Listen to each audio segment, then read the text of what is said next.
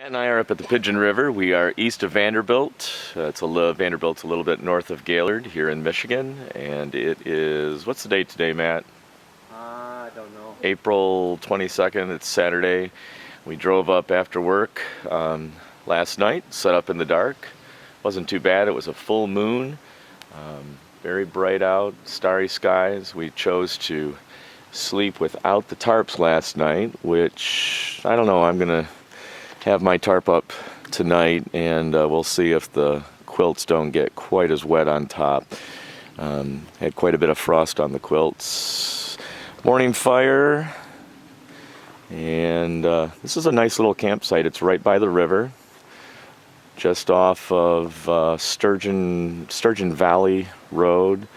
Had a few refreshments last night and sat by the fire and enjoyed it. Beautiful sky.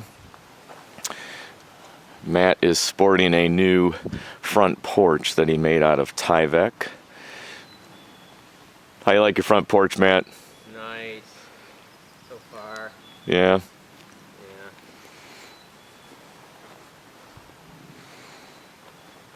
Yeah. There is the trailhead right there. That's where we're going to be hiking. We registered over here. You can see the pump over there, kind of nice and handy to have. And across the road over there is the parking area for us when we get ready to break camp here, which we're getting ready to do. We're just going to park the car over there and walk back over here and head on for the trail. Got about a 5-mile hike today. So man, what's the issue? Well, I forgot the legs to my pants. What are you gonna? It's cold out today, and it's supposed to rain tomorrow. But you can't hike in jeans. You have your base layer? Oh, I do. I think I'd wear the base layer under the... Tomorrow, I'm not. Today, I'm wearing shorts. Do you have your rain pants? I have my rain kilt. Well, there, you're all set. Base layer, rain kilt, and shorts in the rain, just fine. And just as long as you don't film me. We are about a mile into our hike. Come through out of the woods. There's this grassy open area that I bet would be prime for seeing elk if we'd gotten up a little early and hit it at the crack of dawn, or if you camped here probably in the evening would be probably a prime site to see some elk. Trail is in really good shape so far.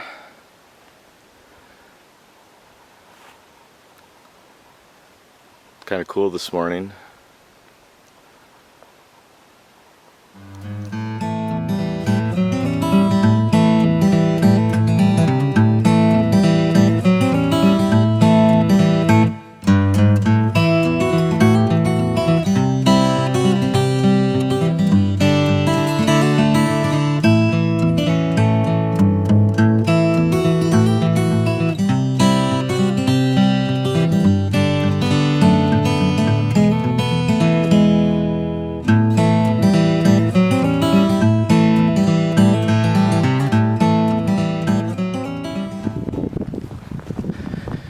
What do you have for dinner tonight?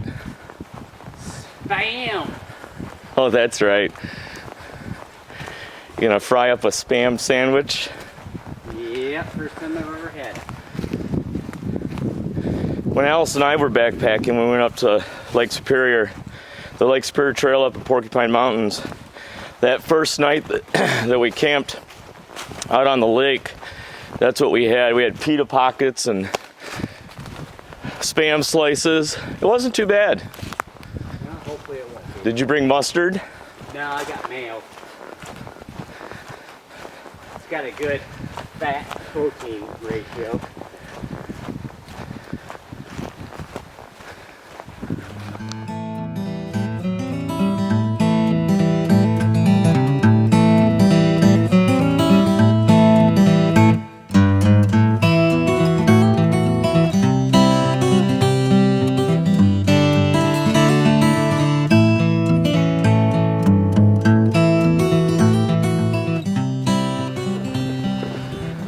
The 2-track back there?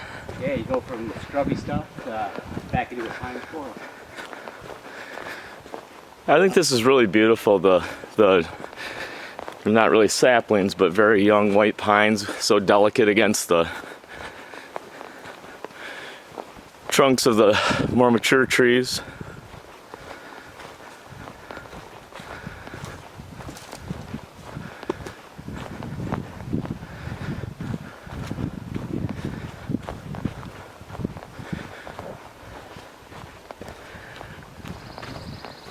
We were at the headquarters of Pigeon River Country Forest area. This is where Matt and I picked up our maps before we set out, and we drove back to the campground and parked. Doesn't look like anybody's home. Closed sign. We're continuing on that way. I would have never believed it, but they still have snow up here. April 21st. I love these big old white pines.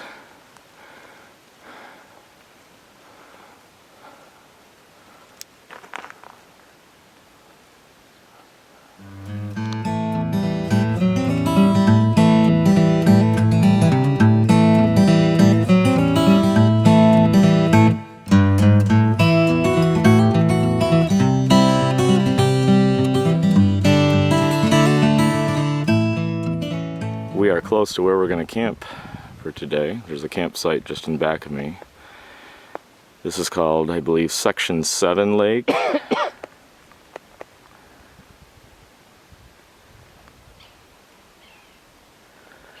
It's, I believe, a massive sinkhole. These caused by limestone caves and stuff collapsing. I think so. Very pretty. Not supposed to swim, fish, or anything. This is a research. They're using this for research, according to the book anyways. So we found this area back off the trail by the little lake that we're at right now. And this is my setup. I like taking my hiking poles and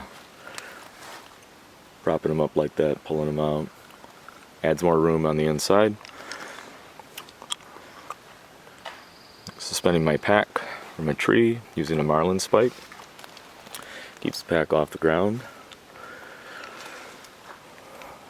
And I have a prusik knot up there that I tie my tarp tie out to, and another one on the other side. And to attach one end of the second end I attach, I use the wasp made by Dutch. And then a Dutch hook, a really tiny hook, titanium hook on the other side. Just wrap around and it hooks nicely. I use prusik knots for all of my tie outs. That way I can adjust them shorter or longer. I've got it kind of battened down tonight, pulled in, so that we're supposed to get some rain sometime. But this is the inside. I use these outdoor research dry bags. I fold them over at night, and one's my toiletries, and the other one's, I keep the blue one, I keep technology type things like batteries and things, and extra lighter, repair kit, things like that, handy.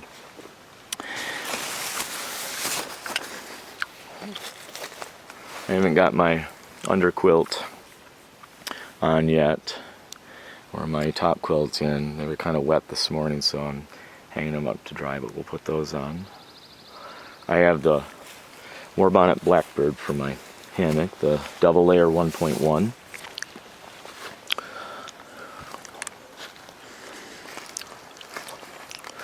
Matt's got his underquilt and top quilt and down jacket hanging up to dry. And there's my stuff. Just got these new titanium toggles from Dutch as well. And I've taken I untied the knot that they come with this cordage. They come with this cordage. Poked a little hole in the end of my tree strap and threaded it through there and retied the knot. That way I'll never lose them. And they work kind of handy. I didn't even think about it, but I don't like my tree straps hanging on the ground, especially when it gets wet. And that takes care of that. I don't have to wrap them up and tie them around. I also use the Dutch clips here, titanium Dutch clips, very handy. Not the sewn in ones. That way if my Kevlar tree straps get frayed over use, I'll just be able to transfer them to the new ones. Matt's set up, he's got his in porch mode. He just bought this new Cuban fiber tarp from Hammock Gear. It's, how long's the ridgeline, Matt? 11. 11, so it's 11 by 10? 8.5. 11 by 8.5, which is virtually the same as mine. Mine is the Winter Palace. I think you can see the heavy stripe at the bottom. There's that additional material right there. It's 11 by 10, just a little wider. Oh, look at that. He's got his in porch mode, and he's got his other hiking pole back on the back side there, so that pulls that out and gives that a little more room. Matt just got the from Dutch the half-wit hammock. It's got a built-in bug net that only goes over half of you, so you pull your sleeping bag or your top quilt up around you and then put the bug net over that, and it takes care of the bugs, supposedly the bugs in the face. He hasn't had the chance to use it in the really buggy season, and he hasn't had too many chances to use the hammock itself, so the jury is still out on whether or not he really likes it. He also has a Warbonnet Blackbird double layer 1.1 as well. The pack that I'm using is the ULA Ultralight Adventure equipment, and it is the Ohm 2.0, a very lightweight pack.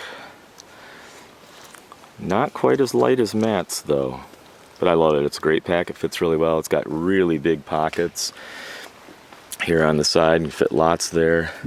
Really stretchy fabric here. It can stick a lot of stuff in there, and it's pretty good size. It's got some nice big pockets on both.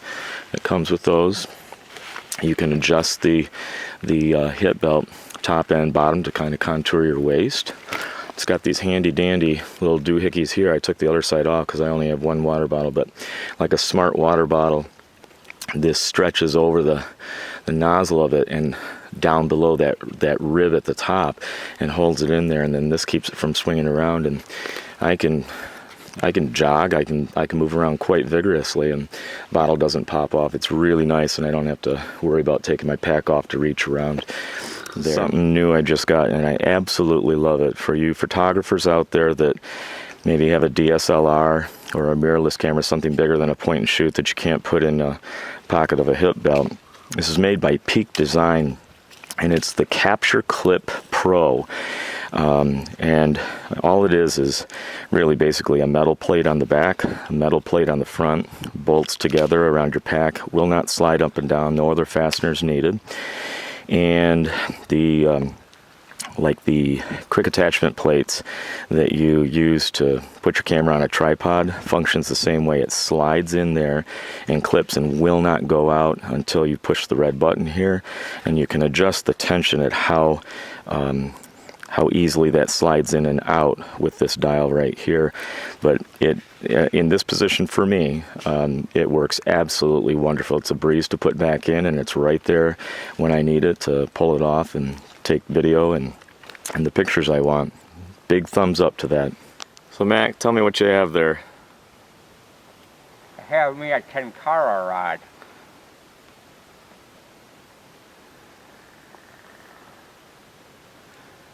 And I'm not very graceful.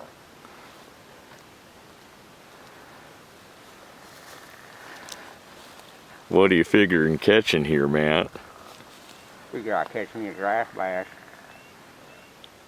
Or that little turtle.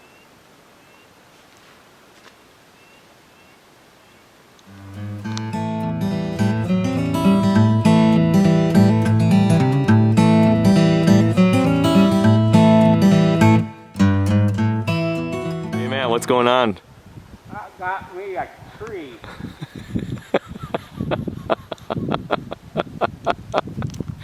How are you gonna get that out of there? I'm more worried about the tip of my rod.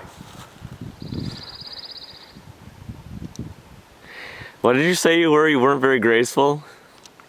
No. I am the first Ernst to catch a fish on one of our backpacking trips, right here. And that's a whale. Trails are well marked here.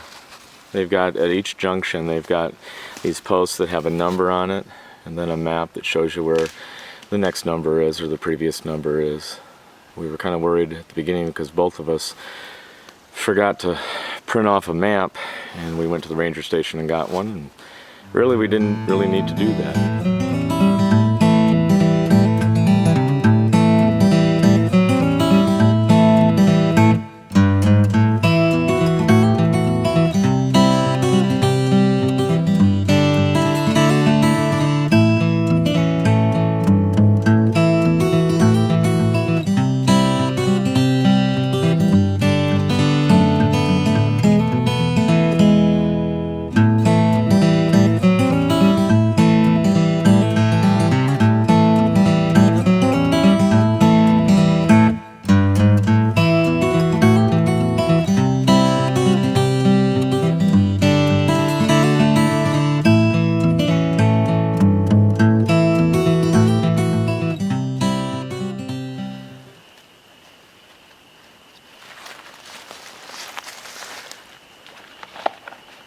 So Matt, can you explain what you're doing?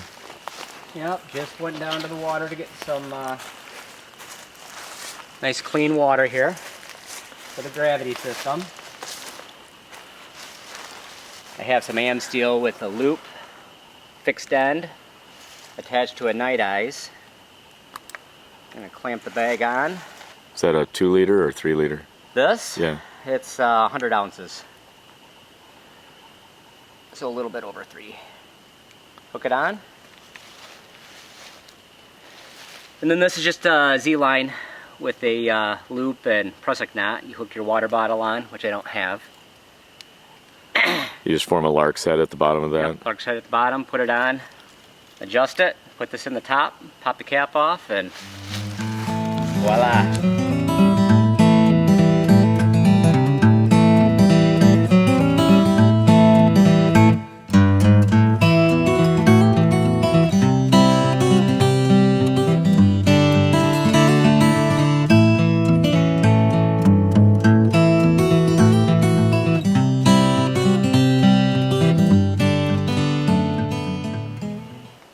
Just heard something right by me. It was kind of an unusual sound.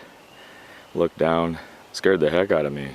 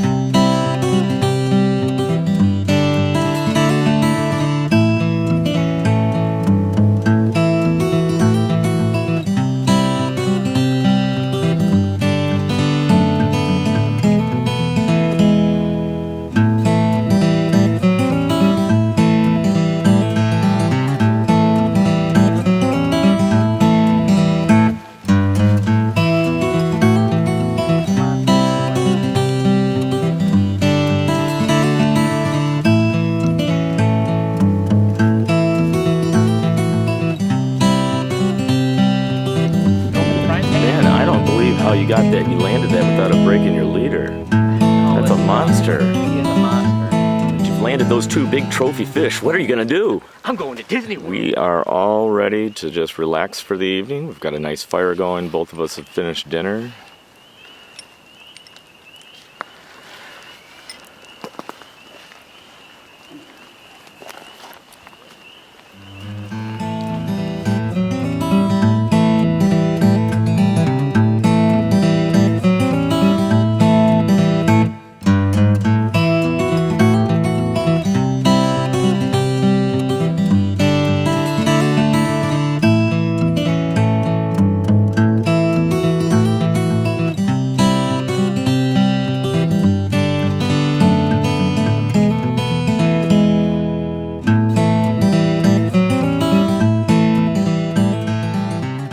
Unfortunate thing happened today. I don't know if you can see it in the camera.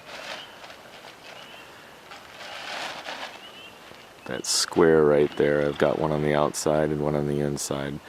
It's Cuban fiber patching tape because something from up there fell down and put a hole in my tarp. This is one of my favorite pieces of gear. It's the A-Light Mayfly, and it weighs just under 2 pounds. Packs down very small. Fits in one of the side pockets on my pack, and it is very comfortable. It is very comfortable. Don't you like your chair? You're looking good, Matt. Thank you.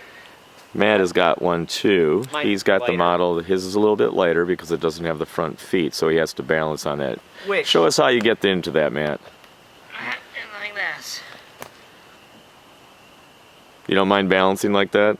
No, it's very simple. A monkey could do it. But it's a great thing to have, very comfortable. And then at night, I put it under my tarp and I set my pack on top of the chair so that so it doesn't get dirty or wet and muddy, and stays nice and neat. What you got there, Matt? Cigar. Not that. Fires. Looks like our fire's dying.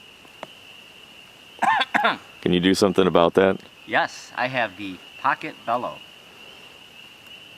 See if we can breathe some life back into the fire.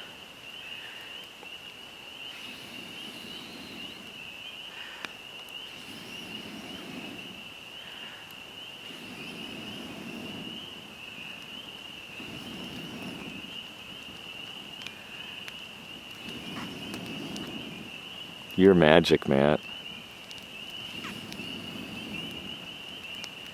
The pocket bellow.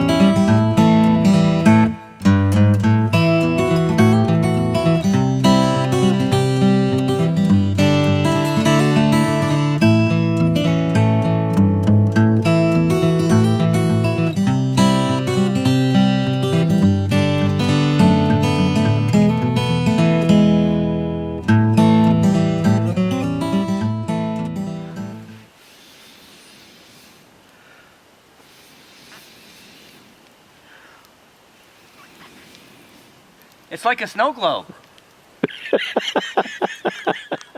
Another one of my favorite pieces of gear is this snake skin, our Cuban fiber tarp sleeves. They come in all different shapes and sizes with different manufacturers, but this happens to be Cuban fiber, and it's one piece. Sometimes they go from both ends, but it's really slick in putting up your, especially in the rain, when you don't want your tarp to touch the ground and get all muddy and all that. I don't even bother putting in my cords, and I haven't had a problem as of yet with the cords being tangled when I set my tarp up.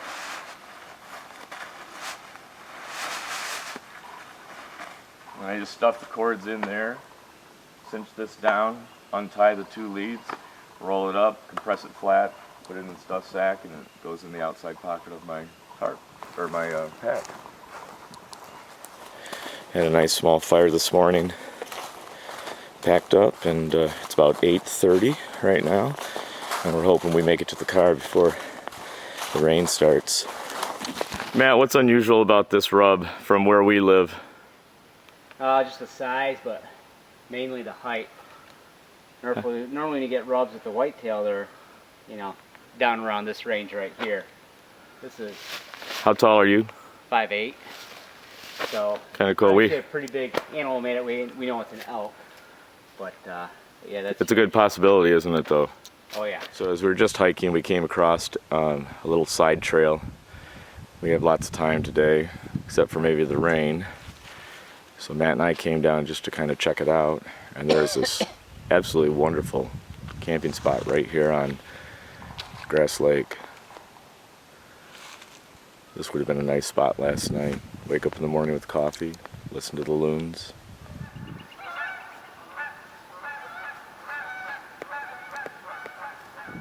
We're walking through an area that obviously was logged, clear cut a long time ago, has receded.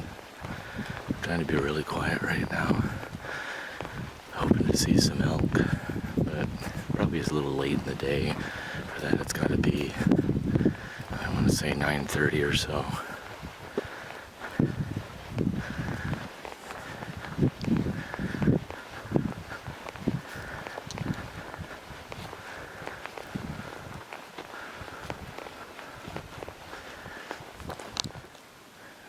Come across a couple more of these sinkholes.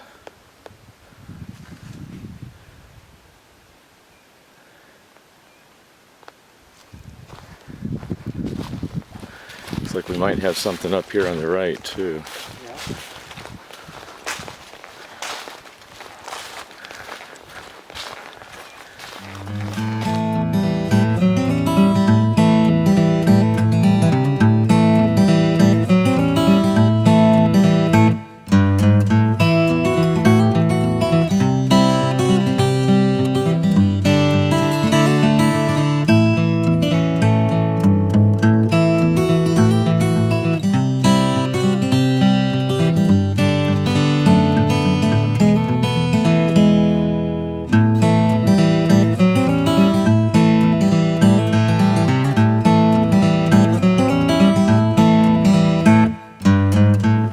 We're out of the cedar swamp now, at least for a little while. Beaver activity.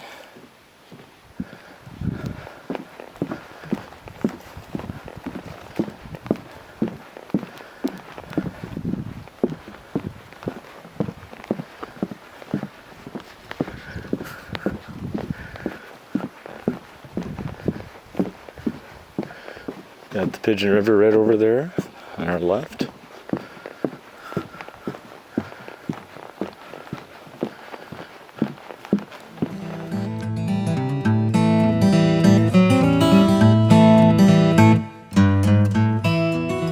Here we are walking across the bridge. You can see the drives up there maybe. You can see the sign. That's where the campground is and where our car is. There's the river. Comes out on the other side there. It's a good trip.